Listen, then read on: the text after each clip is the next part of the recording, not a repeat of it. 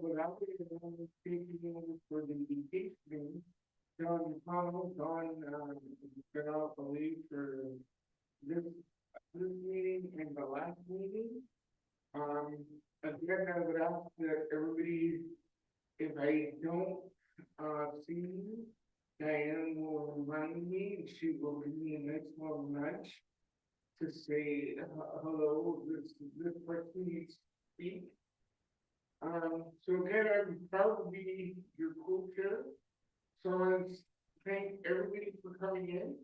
I want to thank Craig on Zoom for coming in on this meeting as well.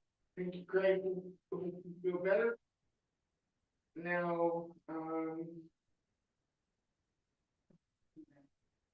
okay, can we do a round two for our guest? So, as I said, my name is Derek Lavalley. Okay, and I'm Diane Morel, Accessibility Coordinator for the city. Lauren Perry, Emergency Management Coordinator for the city. David Jackson, Deadline Forward. Diane Fairman. Carol Magnan, Committee Member. Stephanie Perry, City Planning. Peter Tenazzo with the City Planning Department.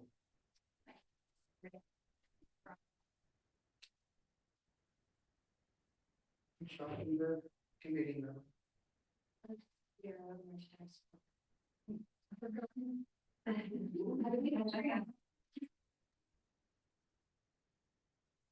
That we have Craig Fuller on YouTube as well. Zoom, not YouTube.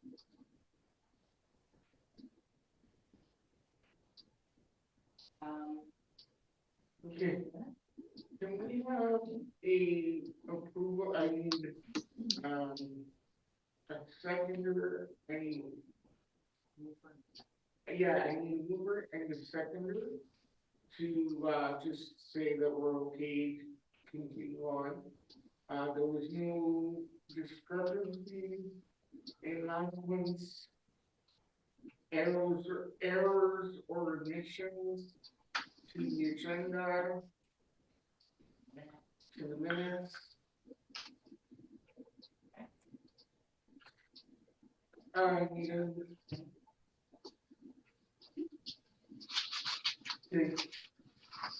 Terry,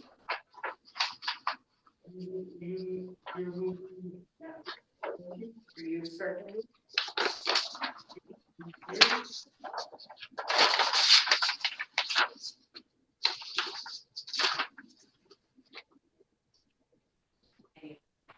Any opposed? Yes, we're going right along. Declaration of any contract.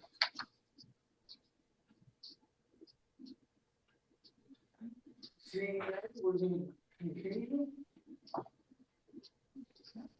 New business, we have Lauren Perry's, who was with the emergency planning, emergency management coordinator, who also works out of the fire department. So Lauren, take it away. Thank you. So I thank you, Diane, for inviting me here. This comes from another meeting that I was able to attend with another group here at the Accessibility Center. Presentation was sent out to everyone. So if you've had a chance to look at it, I'll just add a little bit of extra flavor to that presentation and walk us through it all. If you have any questions at any time, please don't hesitate to interrupt. I am asking questions and make sure that it makes sense for all of you. So my role is with the City of Sault Ste. Marie. I've been here with the fire service for almost 15 years now, and I'm the emergency management coordinator. So I really look at emergencies that are going to impact our community at large. So my priority are our residents and having our responders trained and educated and practiced and ready to go should an emergency occur. Next slide. So today, I'm just gonna give you a snapshot of some past emergencies in Sioux State Marine. We'll talk about the roles of individuals, my role, what we would do at a municipal level, and then other levels of government. We're going to touch a little bit on some of the how each of us can get our own personal perspective and what steps we need. So I know Diane will need a long time period to go over it, but we'll see where we end up. And again, any questions?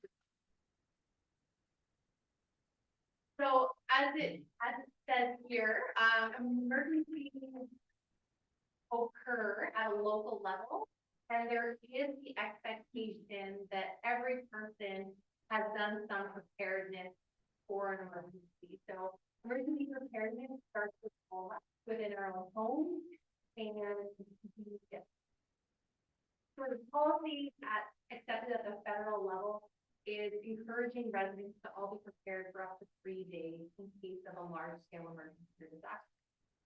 And from there, we would look to support our community at a municipal level with resources. If it was beyond our scope, we would look to the province to supplement some of those.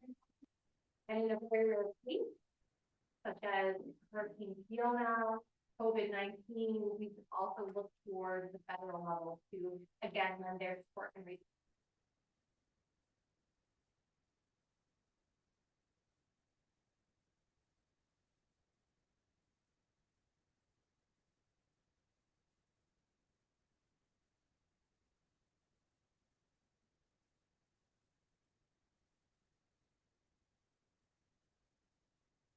No 2 days are alike.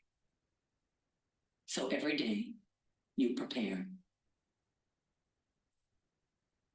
for yourself, for those you love,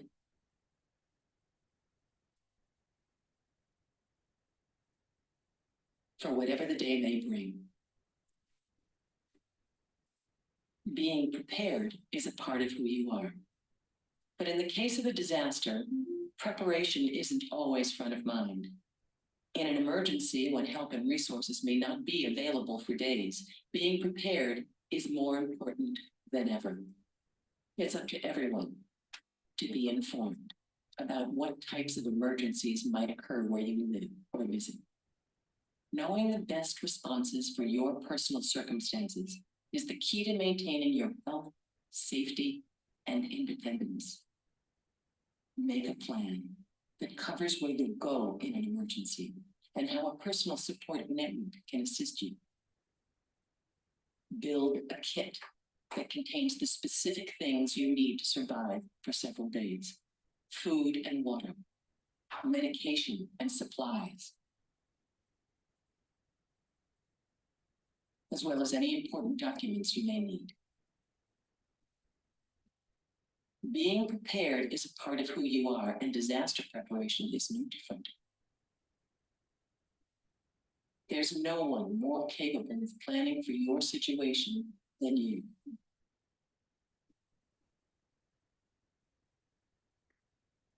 Be informed, make a plan, build a kit, get involved.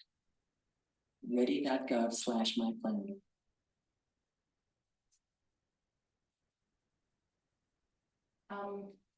I should have said this at the beginning of the presentation.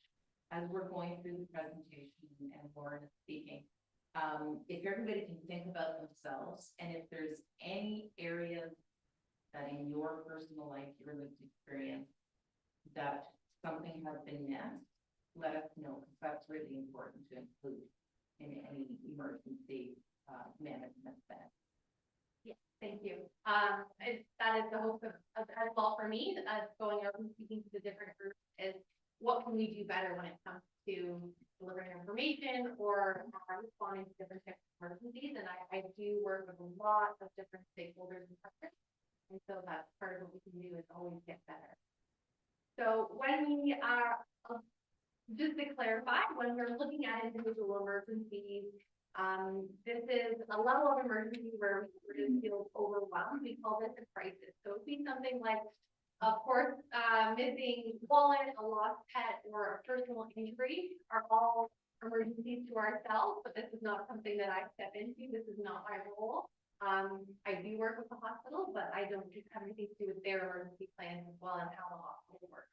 So they are just one of our many response partners. So at an individual level, recognizing that everyone has their own emergencies, but this is not where sort of my role comes in. What is your role at the hospital? I'm not with the hospital. We work closely with the hospital to plan for bigger events and to partner with responses. So if there was ever, for example, their code orange is a mass casualty event, we would look at how we could support the hospital to ensure that they were facing the resources. When COVID was happening, we were the linkage between the hospital and the city to set up the GFL, who have that field hospital component.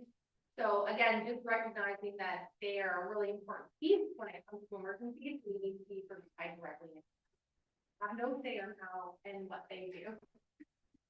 At a municipal level, this is really my role, where we look at emergencies like flooding or large fires that are bigger than a traditional single home fire, so an apartment complex, seniors building, and then something like a high wind event with power outages, things like that. So that's really where my role comes in, where we need to work with a lot of different first responders and develop priorities for our community. So when we have these types of larger events, we have a limited amount of resources, and so we need to have determine how we would prioritize them, and we need to work with all the different parts. We just did a training with PUC where we gave them a scenario about, we had this very significant windstorm and we had a lot of damage, and their return to sort of normal operations after they looked at the situation was going to take almost up to a week, 5 days to a week. And so built into their plan is to work with me to say, what are your priority areas?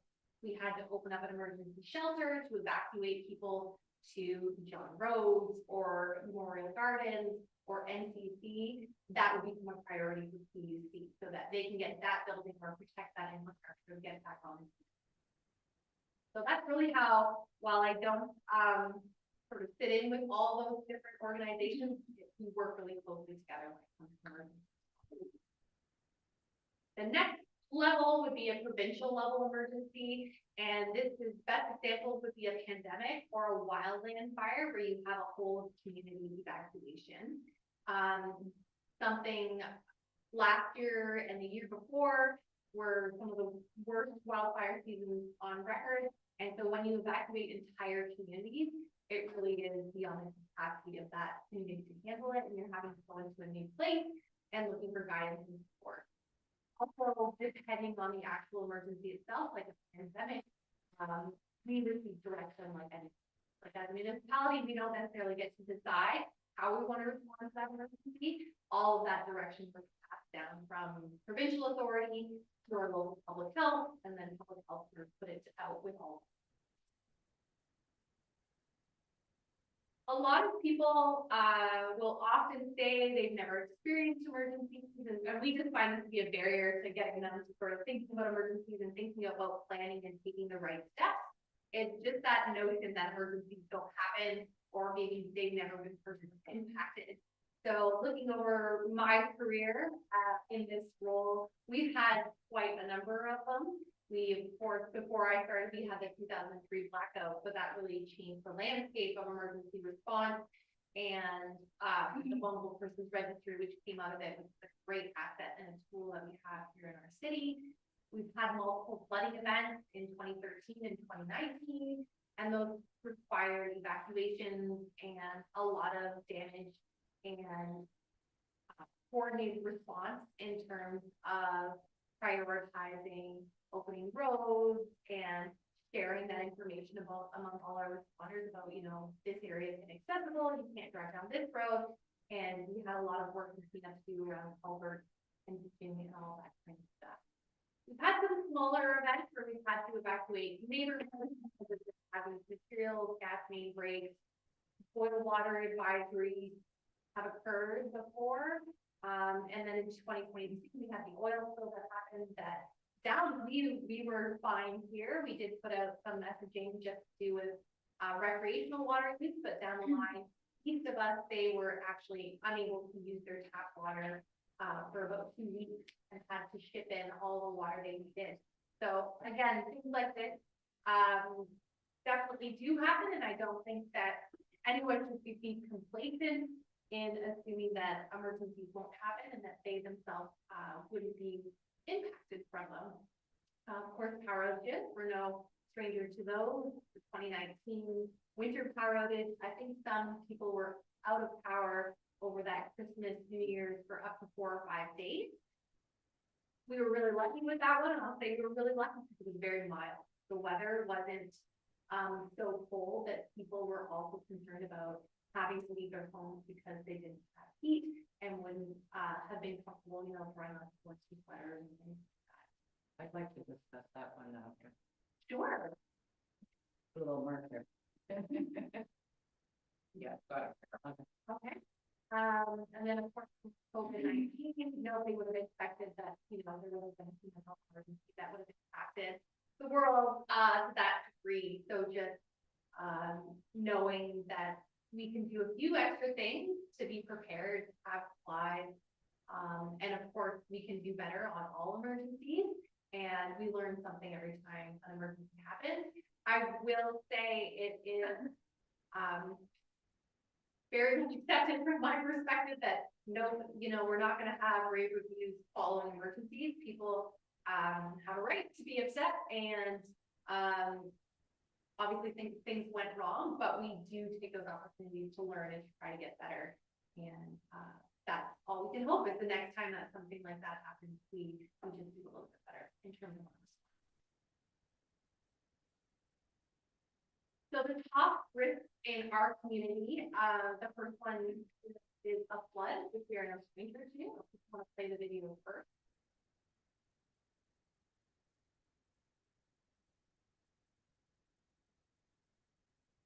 How can you prepare for a flood? Floods are common in Alberta year-round and are often a result of heavy rainfall, ice dams, or rapidly melting snow. They can happen quickly and without warning. To prepare, stock up on supplies and keep them together in an above-ground location. Store important documents in a waterproof place.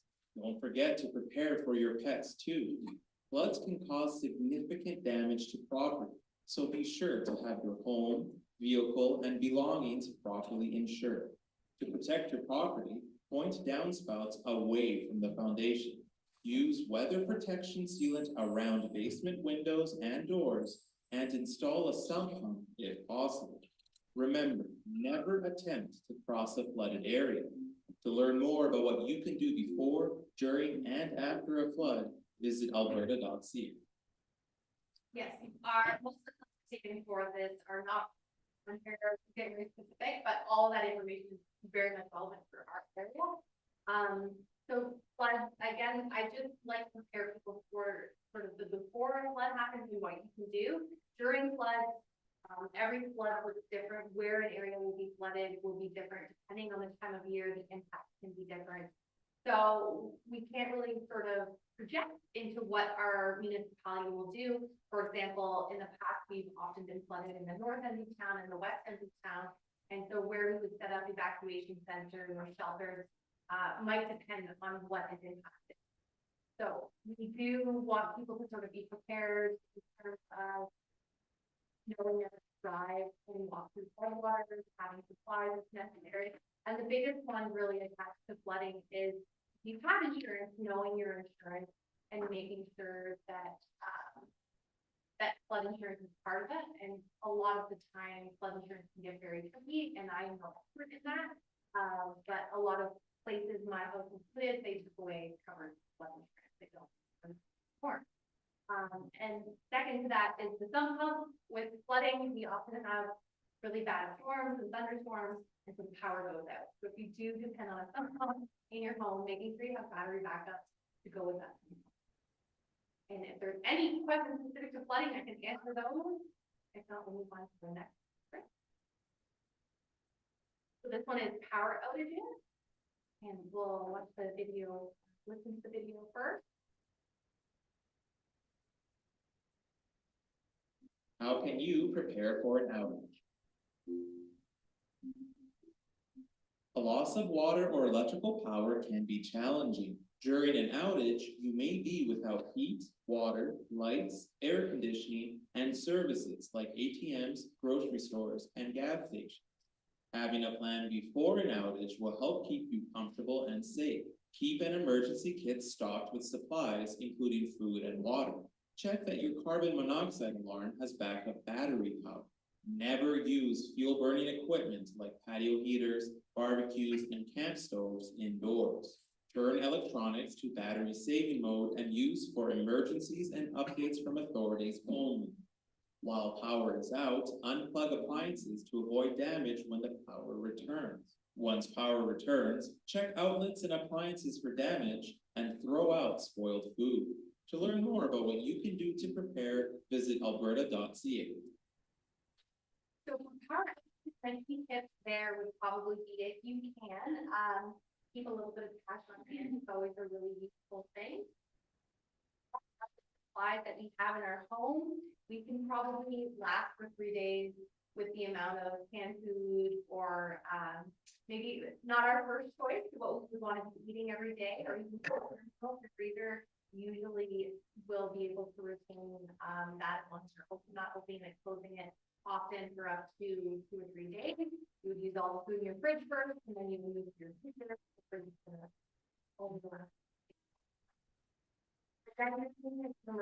That's what we will be doing, is issuing information about working specifically with public health, about what we can do in homes and things like that. Of course, a winter power outage is very different than a summer power outage, especially if it is during a heat wave, and taking the necessary steps and what we can do in terms of my role, opening up cooling shelters or having cool spots for people to go and cool down, and in the winter going to warming shelters.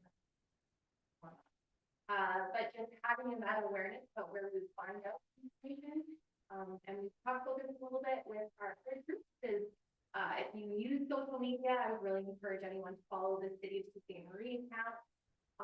And we will try to be putting out as much information as we can on there. We do have someone who is part of our emergency response team who's just in charge of emergency communications. So it's our goal to make sure we put out effective communications during emergencies.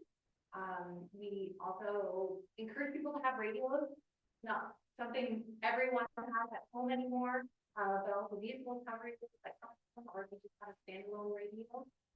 That's another great way to get information when you eventually, the substring of powers may lose power to your devices. One thing that I think is a great investment is having a external sort of backup charger for even just a cell phone. You can get some of those small ones that if that power outage goes on for a long time, the biggest thing you want to be able to do is get accurate, up-to-date information, and many of us rely on our devices. So making sure you have a backup plan to charge the device. So the next, we have our on there. Yeah, okay. Yeah. So, you got all these emergency kits everybody's always talking about. And you need this and you need that. Okay, so many people can't afford that stuff, or fixing them. Yeah. To have a cell phone, they can't even afford internet. Okay, and some people just don't want it, and there are more and more people going away from the cell phone. Mhm. Okay. So, first of all, there's gotta be a different way to get information out to people. The other thing is, so let's say you have an event somewhere, just one thing, okay? So you got an event somewhere, or you know how in the mall, you have all those tables set up, like the police department, the fire department, emergency, everything, right? These guys are giving out pins, and you're giving out stickers, and you're giving out notepads.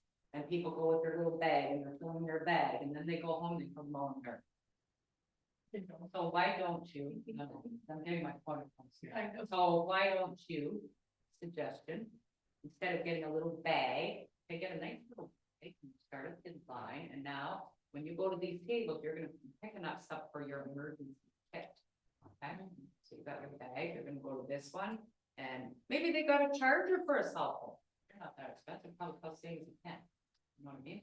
You go to the next one, or the next one, and by the time you get to the end, you've got your pen and your paper, okay, so you can write down information. You've got a charger for your phone, okay, you got a can opener. You know, you got a bottle of water, anything, so by the time you get to the end, you've actually got an emergency kit. Because people know they need an emergency kit. But first of all, they can't afford it, a lot of them, they don't understand what to put in it, okay? But it's giving them more of an idea, and then they're, I'm with you on that. The only way I went, the giveaways I give out are.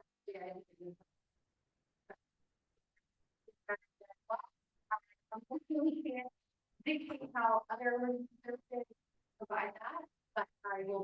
suggestions to them, okay, when something's approached, say, hey, let's have an event. Well, our theme of our event this year will be, Yeah, and we do Okay. emergency preparedness week happens every May, and we do Yeah. an event with the public every year. Yeah. And we, and more about providing people with information about what's going on and stuff like that. But that is true, so but I agree, when I go out and talk to people, I give them hand sanitizer, I give them flashlights, I give them a little emergency kit for, you know, bumps and bruises and stuff like that, that they can throw right into their emergency kit. So I am with you on that. When I say emergency information, that is definitely not the only avenue we use. We would put it out to every option we could during emergencies. It's the fastest option, especially during, the actual emergency response. Mhm. But in terms of like education and providing people with information, we are trying to, use all different avenues. We realize that you can't sort of get everyone in one scoop anymore by just putting something in the paper that isn't gonna do it. As well, I will say, we have a lot of what we say for having an emergency kit. I tell people you probably already have everything you need at home, for the most part, it's just finding it and organizing it and putting it in a kit. When an emergency happens, if we ever ask you to evacuate your home, if you had to leave in a hurry, that is our role, and for you to make sure that you have the supplies that you need. I am not as worried, in terms of people leaving with a bag of supplies that they need to have on hand. I'm mostly worried, grab your medication, grab your pets, grab anything that you can't do without, and you can't buy 24 at all night sort of thing. If it's gonna be something that you need and you rely on, assistive equipment or anything like that, those are the things that we want people to leave with. We do have resources for cost-effective ways to build a kit if they don't have anything like that. So I can definitely take back some suggestions, but. well, see, the thing is, okay, there's a lot of people with disabilities that may not understand this stuff. Okay, so you can tell them they need this, or you can give them a list, or you really don't know what it is. Sometimes you gotta make it a little easier for some. Yeah. You know? Yeah. And, the other thing too, I mean, if there is an emergency, they may not know where to go. Which brings me back to this one, when it was winter time, power was out for 3 or 4 days, and it was in the PPAP. Yep. And, people that were living there with no power were frozen, were absolutely frozen. Okay, it was so cold, they couldn't get out of their beds, even get out of their homes. Okay, their power died, their phones are dead, all their food's going bad. There's no place, no emergency thing set up until the last day. And these people that are under their blankets freezing all those times with no social media or nothing, it's not working now, didn't even know that there was something set up the last day of the emergency, okay? I don't even know where I'm going, because it happened to family members. Yeah. Okay, and, I even went over, you know, and well, you take the food out and bring it to my house, oh, no, the car will be back. You know, wait, whatever, oh, no, we're okay, you know, we're just staying under the blankets, you know, well, you know, after 2 or 3 days, and there's no place to go, and then the 3rd day, you find out, there's gotta be something better to let people know. They had no idea. Yeah, I agree. on next week, I wasn't working that time, I was on vacation, I was home with my family, so I wasn't a part of that emergency response. It is something that we have done reports based on after the fact. We are looking to try to engage, and I don't know if we would classify them, but we work really hard to work with the vulnerable persons registry, that anyone who may, for any reason, need extra assistance, and whether that's getting emergency information, whether that's wanting to be checked on during an emergency because they don't necessarily have the supports or place in hand.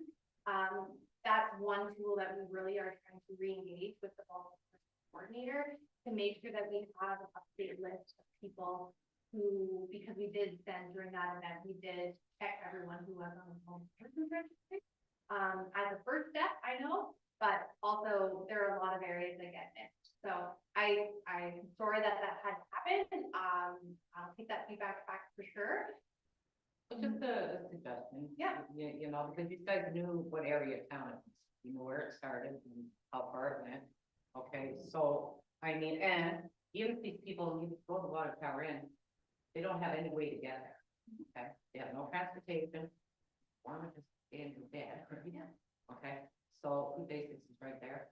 Hornet is right there, whatever, okay? You know, and people always drive by, and if they know anybody in the key patch that is frozen or whatever, okay? You know, even have something at the water tower in, but I mean, have a little booth or something at the Basics in the parking lot, so anybody that knows anybody in that area, they'll know, oh, and yeah, it was all over social media after the fact. Okay, because I follow social media, maybe isn't one, but I'm on social media 24/7. And it was on social media, but after. And I will say there are plans in place. They weren't necessarily used in terms of when there is a situation where we would look to evacuate people. We have plans on how we would use buses, we would use city buses to bring them to the neighborhood. We would, if we needed to, we would knock on doors, we would use speakers, loudspeakers, sort of from a police car or a fire truck. We do have plans in place. Unfortunately, plans don't always get utilized. They don't always come out of the box. But we have thought of these things, and it is just using them better and making sure that we don't make the same missteps in the future. Yeah, but thank you. Oh, yeah, I'm very concerned about it, very concerned.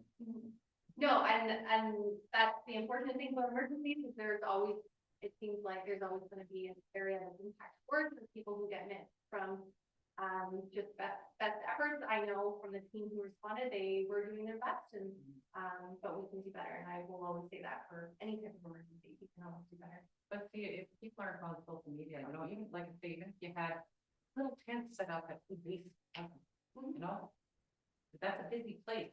You know, they'll know somebody that's in whatever part of town. Yeah. They got a booth set up there, you know, this is what, it's got a sign saying if you need shelter or whatever, well, whatever, you know, whatever you guys think of, right?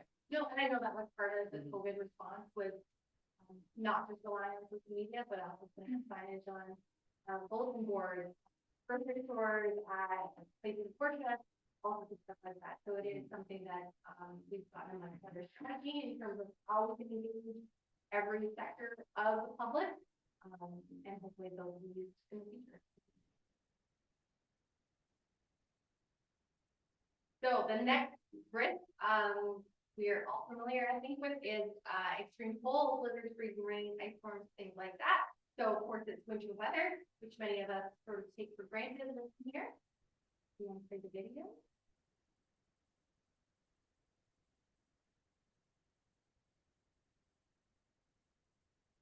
When the sky turns gray, rain becomes ice, and temperatures continue to drop, you'll ask yourself, how prepared or unprepared are you? If you winterize your home, remove the leaves from the gutters. Insulate a caulk so you're less likely to shut it. Does everyone in the family know the winter weather plan? What to do, where to stay, and how to get in touch? Are your emergency kits ready? Is your radio on? Get prepared, make a plan, and figure out how you're going to stay safe and warm.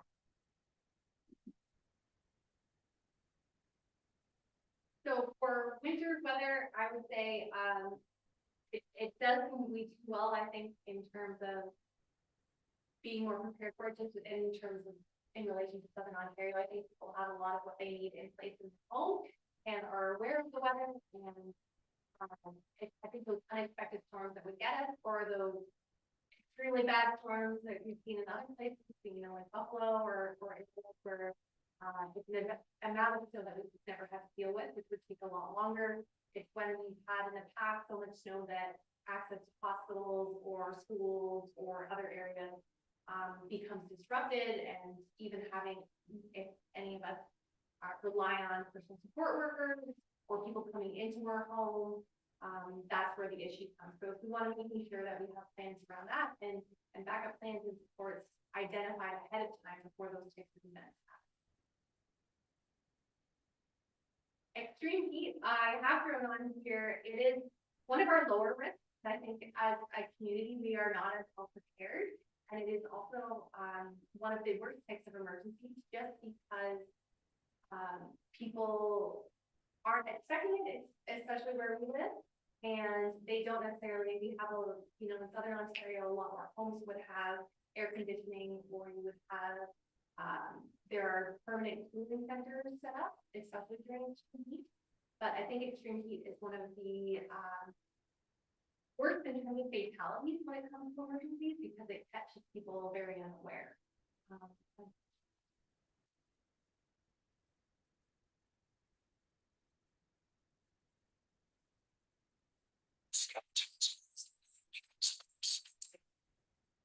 I'll say some of the top tips for preparing for extreme heat when we do, and that's something that we can see coming in forecasts and stuff like that. We will put it out on all our platforms, which areas. We will often extend hours to some of our public buildings that have air conditioning.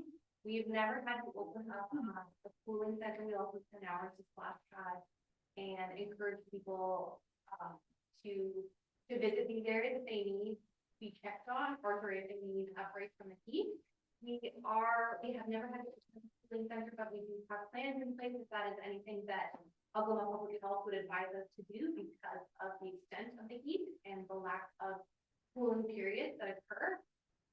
So that is built into it, but just recognizing it, and this is a big one where emergency preparedness and responding to emergencies, we really do need to depend on our families and our support and our network of people we know and we care about. And it's one of those ones where we want to check on anyone who might be sort of living alone and who might be at higher risk because of extreme heat. So I'll get more into that a little bit further on, but emergency response. Of course, we have a lot of first responders in town, but if there's an emergency that occurs, indicators of really your best outcome are going to be your relationships you have with neighbors or friends or family, for having that support from one another rather than waiting for other people to knock on. So again, some of our top risks in St. Marie are community health emergencies. So this would be a pandemic or epidemic, flooding, power outages, extreme cold, and then a hazardous material release. So this would just be, could be via our transportation system. So it could be shipping channel, rail, Great Northern Road, second line, but it would be a material release where we would advise people to, you know, shelter in place and not hold back. And for that type of event, we would issue these alerts that go on cell phones, radios, and TV to try and protect an area.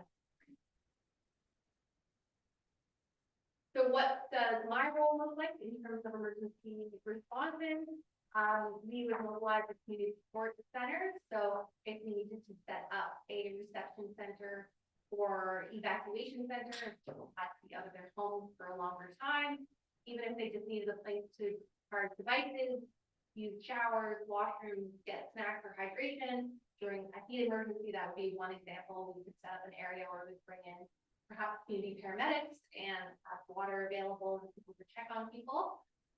Wellness checks through the Vulnerable Persons Registry. So we would mobilize resources to make sure anyone who was concerned about having a larger risk in an emergency is get that one-on-one check. Psychosocial support following emergencies, so that mental health piece to make sure people are doing okay.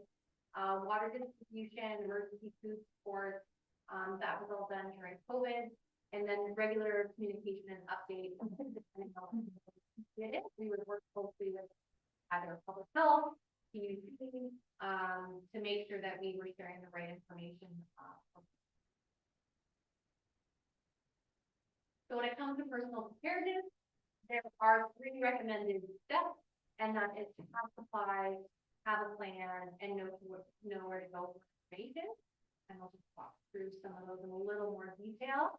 So, as pointed out, an emergency kit can be rather expensive.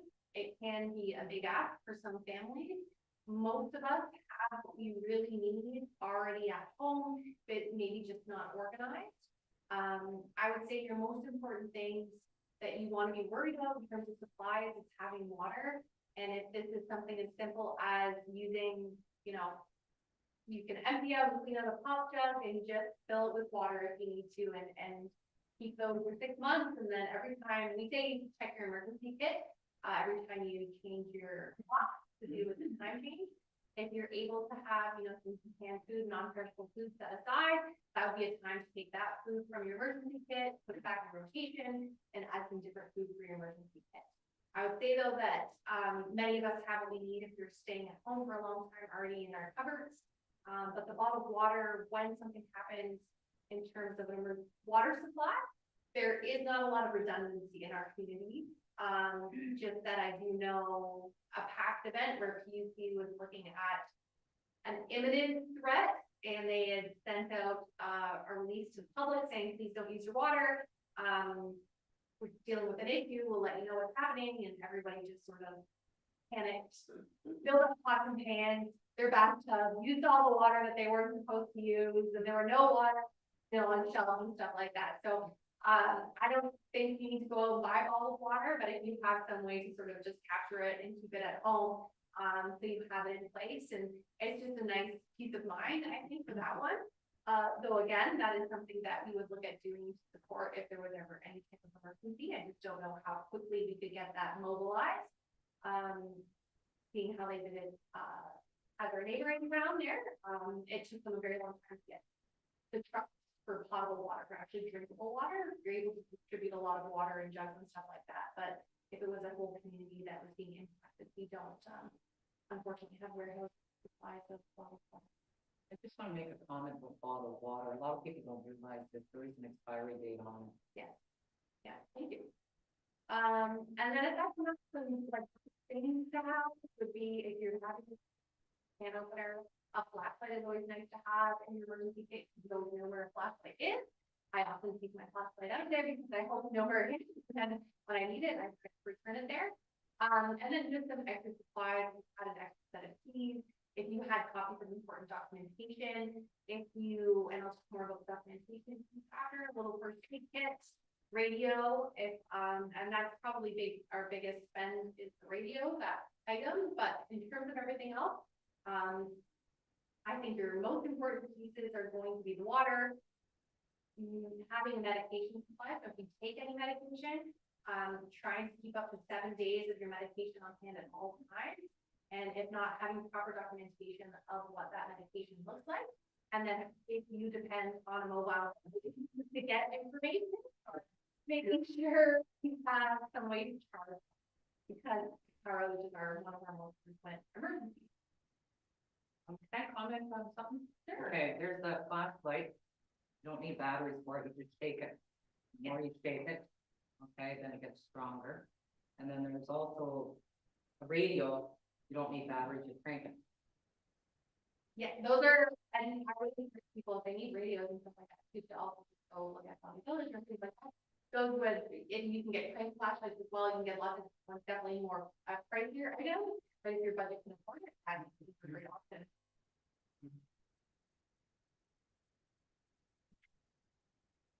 So again, a little bit more, I said, having copies of your documentation.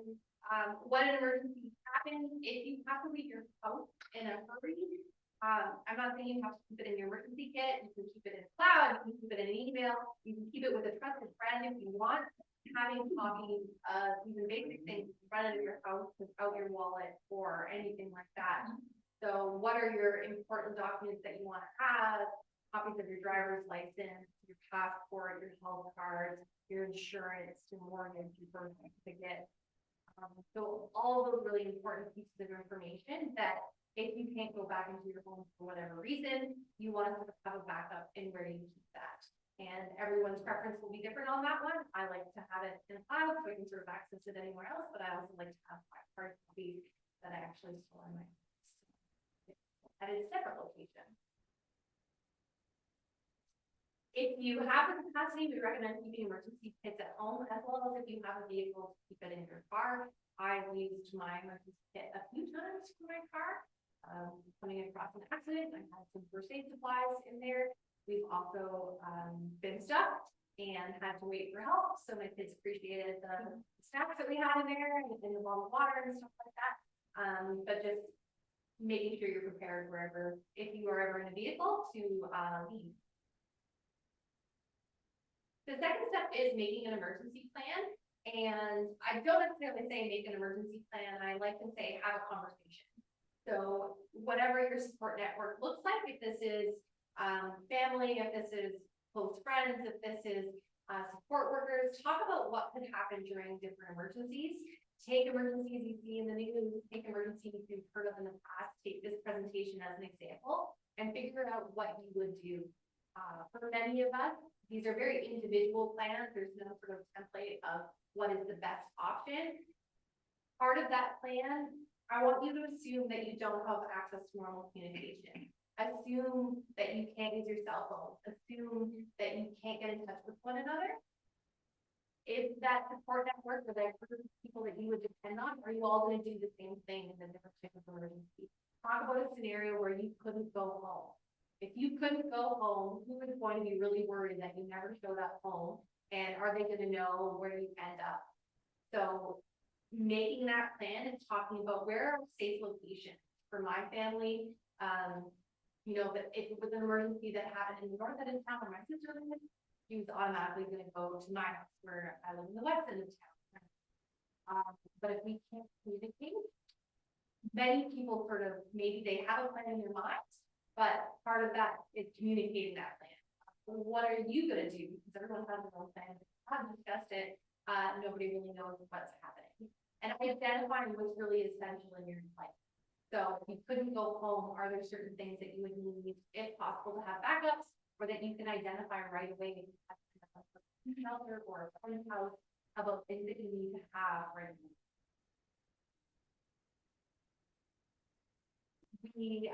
I did include in the presentation, so hopefully I won't go into it because it's just a lot of bullet points and slides.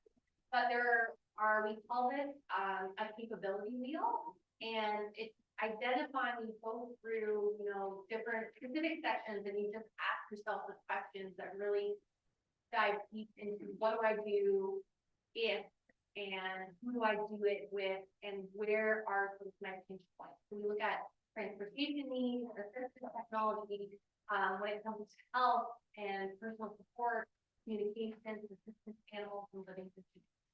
So I would encourage you to have a chance to go through the presentation. The last few slides of it give you an opportunity to look at some really good questions to sort of talk to your network and your family and your friends about these are the areas that I would be most concerned about during an emergency, and this is how we can help one another.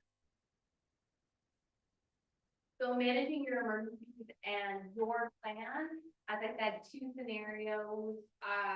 The scenario you don't have communication, because I think that one is a game changer. If you can text one another or call one another, you can generally come up with a plan. But the other scenario is, what if I had to shelter in place in my home for 7 days or longer without access to services and supports I rely on? So this could be a very, a big emergency that occurs within the community. Maybe you weren't directly impacted, let's say it's a tornado that down, but all of the normal operations, what you would expect. Peterborough had a significant windstorm, a Jericho, what I would call a low-level tornado go through town 2 years ago. And so all of their sort of municipal operations, all of what you would normally expect probably to be available and online were offline for up to 7 days or longer. So thinking about that scenario, if I had to stay in place and maybe stores weren't open or what I would normally depend on wasn't available, what could you do to prepare for that scenario? And the second scenario, if I had to evacuate, where would I go and what are any additional needs I might have to sort of, if I can, prepare on my own, and if not, I would need to identify very early on so that you get the proper support. Everyone's preparedness is different for everyone. For myself, biggest part is probably thinking about my kids and how I would manage, especially emergencies don't happen when you least expect it. They're probably at school or they're probably in the middle of something where we're not all together. So thinking about your own unique situation, if there's kids involved, if anyone has special needs, if you have pets, if there's something that you depend on very specifically, that is why we say, and at that very beginning video, you are the best person to plan for what you will need during the emergency. I can offer you a lot of info and advice and perhaps some templates, but it's really a reflection and looking at what your situation is and where there may be gaps. So the last step, the first was knowing our risks. So talking from the top others, having the supplies, which we most have on hand, but if not, gathering those up, having that conversation and then staying informed is our last step. So as I said, we will work hard to communicate during emergencies.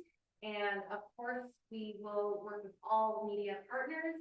So we will put information out as fast as we can. We usually have it on radio channels if we need to. We will have it on social media. We will have it on websites. We will release it to Stu Today, Stu Star. We will also potentially be able to get it on some of our local channels. And if we need to, we can issue that mobile alert, which is the really loud sound that comes to your cell phone and also to TVs and radios if the emergency warrants it. We can access that as well. And yes, I will just go to the end probably, and if there's any questions.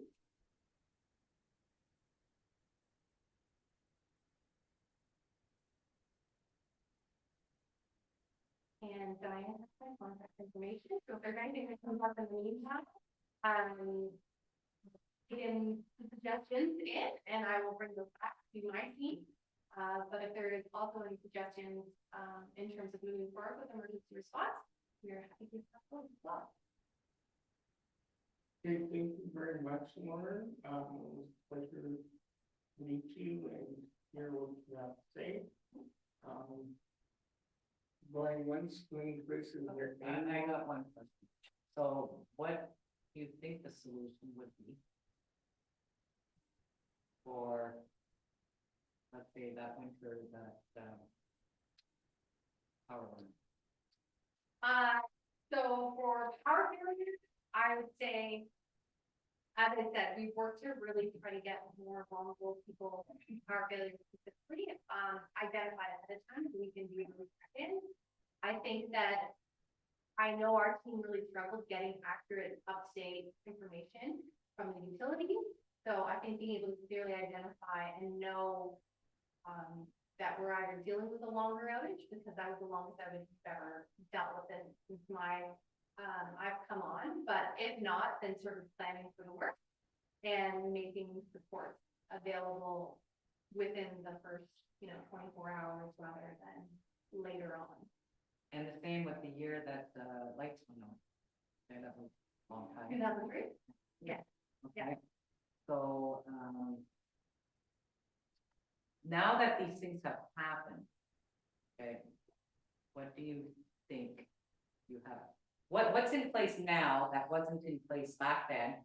That it just takes, like, pick up the phone on your half or whatever, okay, to get things in place for these people that.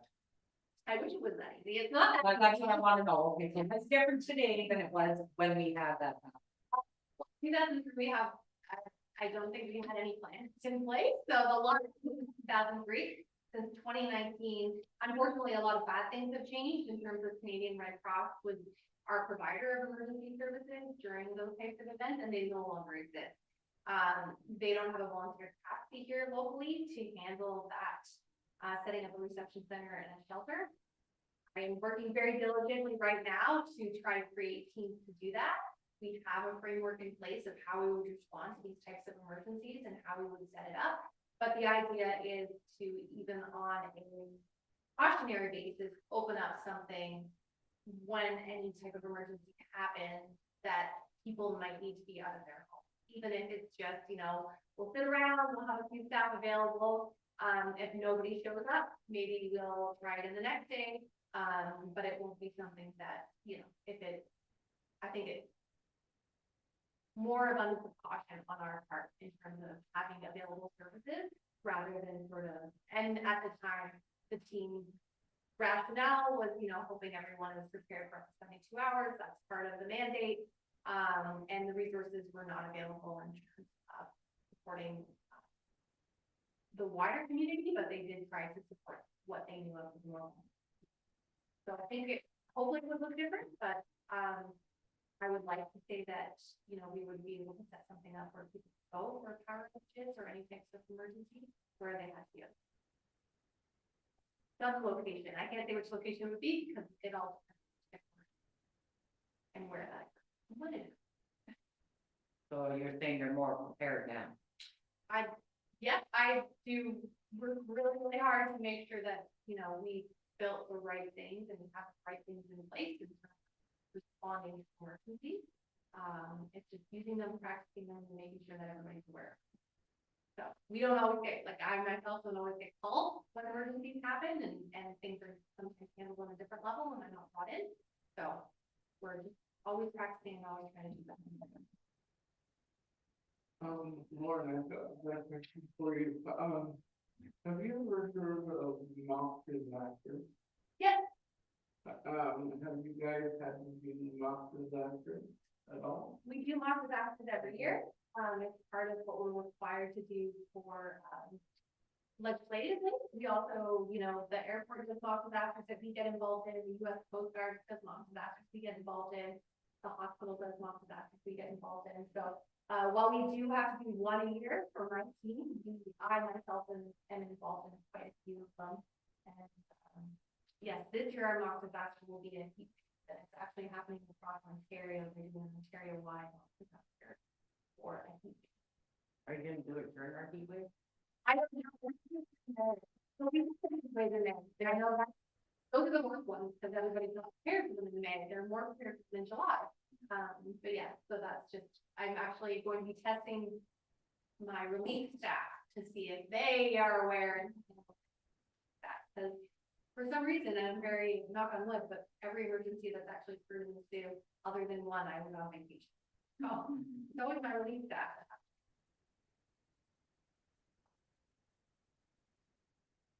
I have a comment.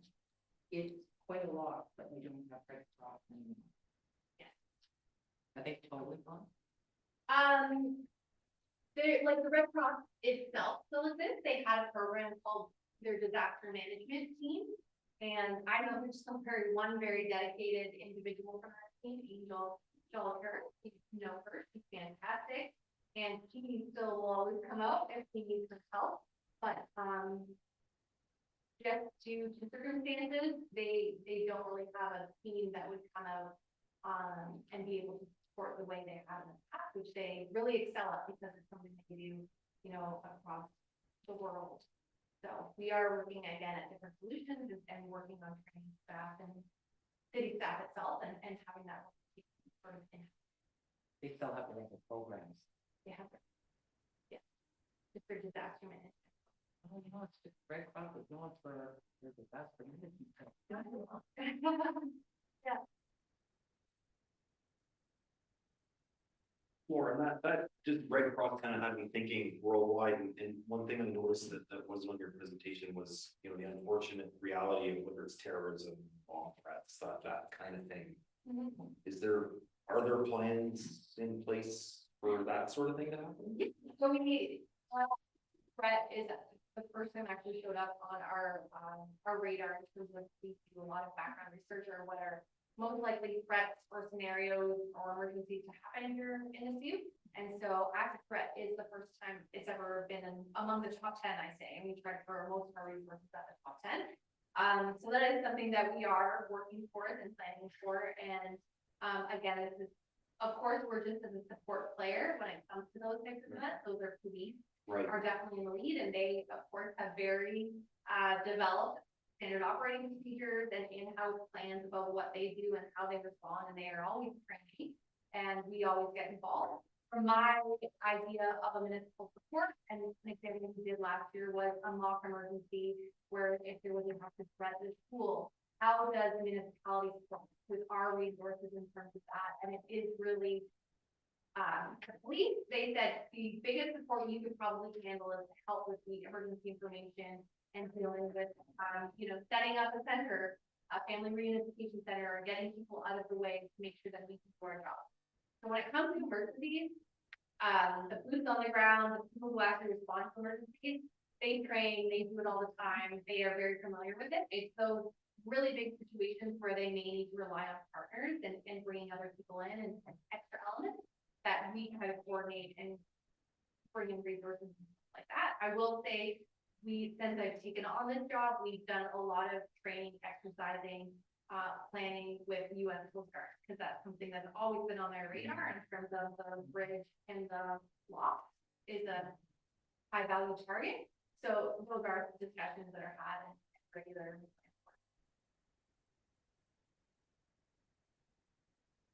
So your team. How many are on your team? How's it broken down? There's myself, and then I have a part-time position, and I have a backup person when I'm on vacation. And then, luckily, my supervisor also held this position for a few years while I was on my mat leave. She's very well trained, and she knows exactly what to do. So, yes, my team is mostly me. But we can pull in additional resources where we've had emergency responses before. We supported the evacuations of northern communities and stuff like that, and we brought in whole communities and had to support those operations. Very luckily, the city was provided staff and additional people who could work sort of under my direction, do that kind of stuff. So, and we had a lot of support from senior management within the municipality and the city, and we had a lot of really great partnerships. I've got, over 50 different agencies who work with me regularly and do planning and training and different things. So that's what I think my team is working with all of the different agencies. So vulnerable persons registry, is that a kickoff from you or? No, It's the innovation center that developed it.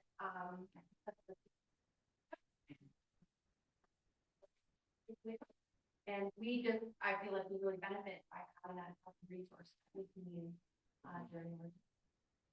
Very proud of that one. I look forward to everybody that we have to move on. So, thank you everyone, and the board will be to see how that's getting vote.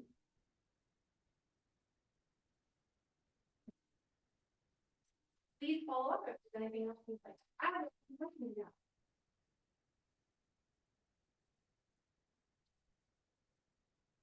Right. Let me make Perfect. Okay. Last month, we had, Liza Sertini with us, to talk about Easter Seal. And, she wanted me to share that they are doing a golf tournament on Friday, June 21st. And for teams of 4. And if anybody would like to find out more about it, there's sponsorship opportunities. They can get a hold of Liza for easterseals.ca. Easterseals.org, or phone number. I've got a phone number and an email. If anybody is interested in registering, or if you'd like to pass the information along, I'm happy to share that with you. But really important cause, purchasing equipment for children with physical disabilities in the community. This is it's a golf tournament fundraiser. fundraiser. Yes. So what is it? If somebody wants to play golf or if somebody has a team? They do a team of 4 and it includes the however many holes of golf there is. Sorry, I'm not a golfer at all. 18. 18, there you go. And dinner for a team of 4. 9 holes of golf, there you That go. would be the really long week. Yeah, that's right. So it's $480 per team of 4 as a fundraiser. So I just wanted to pass that along. So can they have a team of television? Sure they could. Yeah. Well, that's one thing, why not? Sure. Absolutely. That would be really interesting. You'd be surprised what us blind folks, we can usually hit the target pretty darn good. Yeah, as long as you've got an accurate description, Yeah. right? Yeah. Okay. All right. And I do wanna mention that there's gonna be a red shirt day on. I don't May. Yeah, that's right, red shirt day in May. I'll have to follow up with Liza Okay, about that. Let me make a note.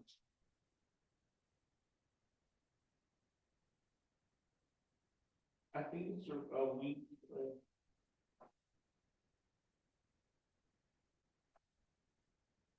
I'll get more information on okay, thank you. it. All right. Then, Okay, we have the Parks and Rec master plan. It's open for feedback. that's on the city website. Or if you go into your agenda, made it an you can click on the Parks and Rec master plan, the agenda. It'll bring you to the city website. There's the full, master plan, and then there's also summary documents. You don't have to read all. I don't even know how many pages it was, 60 pages or something like that. Quite lengthy, yeah, very, very, in-depth. But there is a summary document, and, so please go and give feedback on what you're hearing or seeing in the document, okay?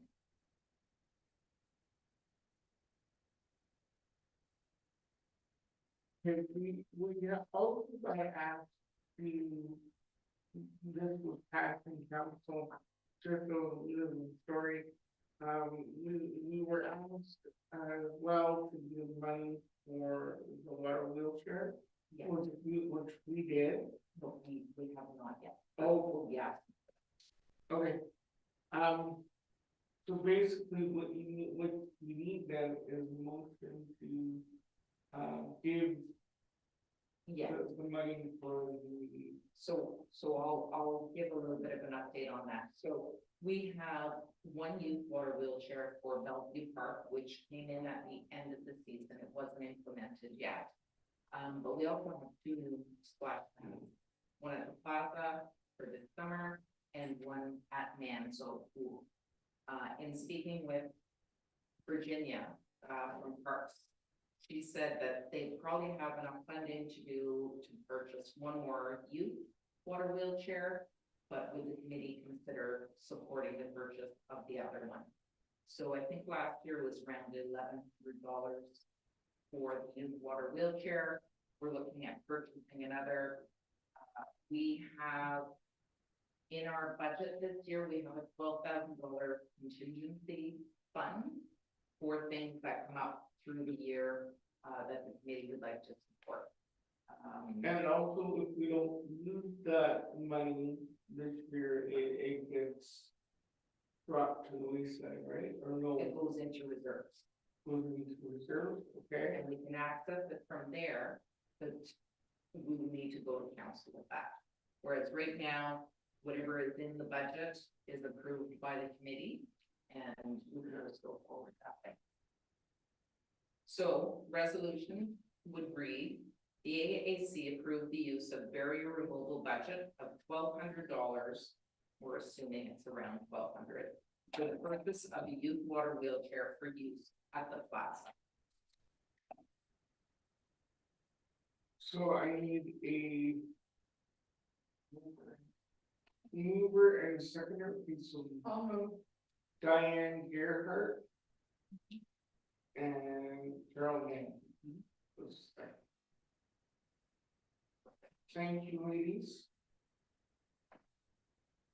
Okay. Old business. Old business. Okay, you can just go into this, Diane, of grants. We talked about the stopgap grant program and that I had applied for funding from the Enabling Accessibility Fund Youth Accessibility Leader. The grant application was not successful.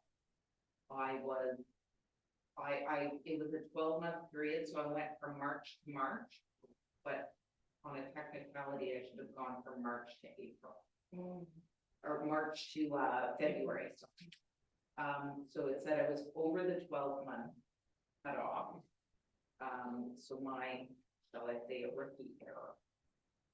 So we will not have a stopgap grant program, but through the partnership with White Pines Collegiate Woodworking, I guess shop class, they are going to go forward with a very condensed version. They got some funding through the school board to use the program model and work with stopgap to roll out.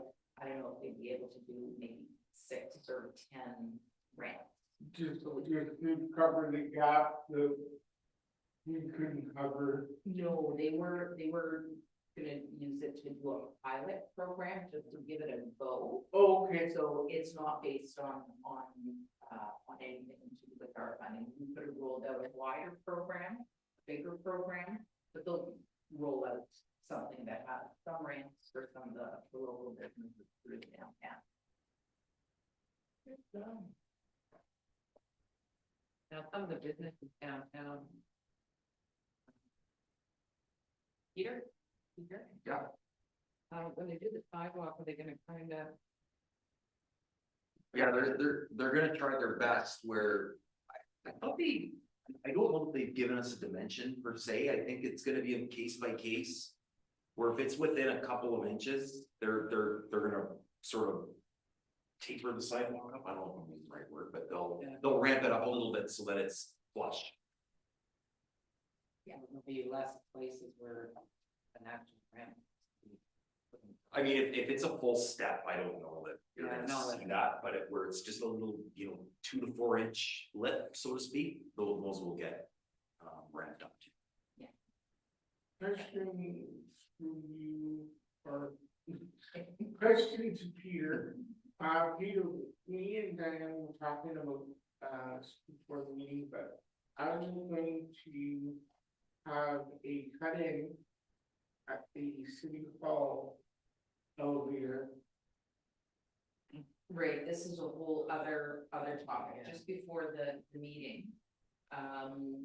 Derek asked if the elevator was functional at City Hall yet. And I said, I Not don't think yet. so.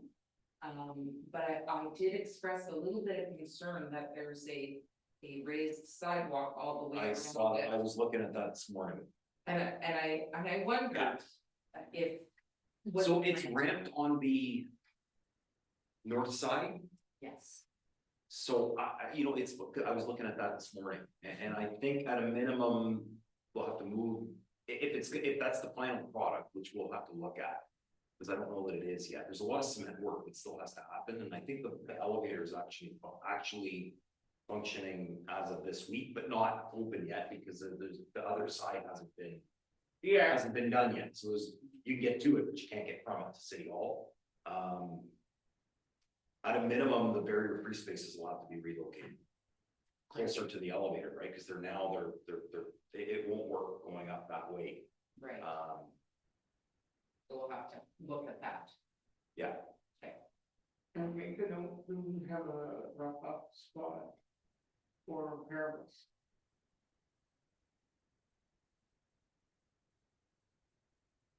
Yes, there would be, because there is a full. At City Hall? At City Hall, yeah. yeah, they pull up right beside the elevator or in front of the elevator. Because Okay, you can wrap around, there's a few different ways you can Okay, because, I just wanna make sure that we have that finalized, see where the Carol's drop off is gonna be. Yeah, there'll be lots of space for that, for the options. Okay. Sorry, folks, at home, we're just having a little sidebar here. What else would you have on the, Looking for suggestions for the multi-year accessibility plan. So this is something that'll be happening later this year. And if there's any feedback, any suggestions for things you'd like to see, barrier removal projects, moving forward, please let me know, and we can include that into the plan. I know when this past plan was created, I had asked for, and the committee supported it, a contingency fund built into the plan. So when things like this come up on a regular basis, we're able to go forward with that. So any ideas, please let me know, okay? and that's pretty well. Two more. Well, okay. So under barrier removal updates, the barrier-free parking violations. So, those that drive or are driven maybe have seen the new access parking signage in the parking lot here at the road. We did a trial with signage last year, but the signage was a little too similar to the actual barrier-free parking signs. And so we've changed it and updated it, and I see Diane's got a comment or a question. At the pool the other night, 4 different vehicles were all getting out. What does this mean? Can we park here? Because it's got P with a cross to it, no parking, but underneath is a wheelchair. Well, does that mean only wheelchairs can get through? I mean, we ended up getting really silly about it. Because it was so. No, once they started, then it went crazy. And again, but yes, look, it says parking, but it's crossed, so that means no parking. Exactly. But it's a wheelchair, okay, we can park a wheelchair. No parking, access button, meaning I access. know we got that. Okay. They did figure that one out, well, 4 of them figured out what we did. It was the other one with the That one's always been there, that's regulation from the province, from the Highway Traffic Act. right. Yeah, there's So no the parking. other one, because I knew because of our meeting, and I said, no, this is so, and explain that you put a van and you've got your ramp, and it's like, you know, for some. So the wheelchair symbol, that is the problem. The wheelchair symbol is the international symbol of accessibility. Right, It's the first internationally recognized symbol, but it's not inclusive. You don't need to have a wheelchair to be able to park in the accessible or barrier-free. exactly. Well, yeah, we did. Yeah. So, That's right. but again, it was just a circle, like you say, it's got T with a cross through it. No parking.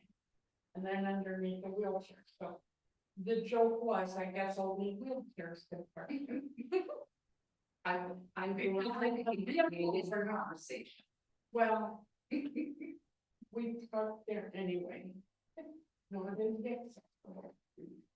That were done. Okay, But good. it was funny and just listening to people. It was a nice evening, so it just started better.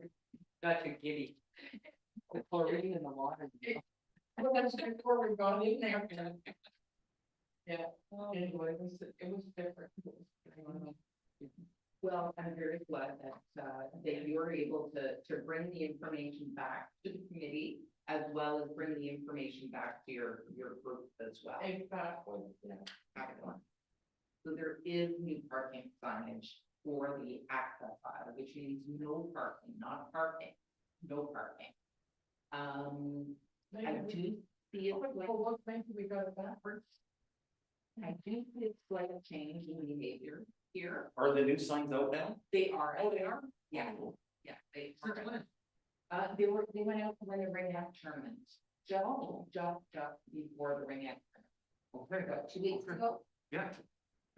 So they've been out, and every day when I come in, I take a drive through, and I've even seen people that I believe are from the morning swimming club that would normally be parked over on the pool side, are now starting to park on this side, and then they can come into the building or use the sidewalk and walk over.